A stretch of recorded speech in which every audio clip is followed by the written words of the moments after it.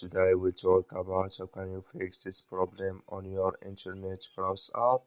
So all you have to do, you just click here on settings, click on it here. When just click on settings, then it's going to take you to this list here. It's going to show for you like this. Then you go down, just keep going down here. Then you click here on apps. Then you come to apps list here, and here you're looking for internet browser app, or just click on search. Then here add here internet browser app. It's going to show for you like this. Click on it. Then it's going to take you to this is here. Click on first stop. Then you click on OK. Then you go down here, just click on storage, come to storage list here, just click on clear cache. Then all you have to do, you just go to your Play Store, click on it here.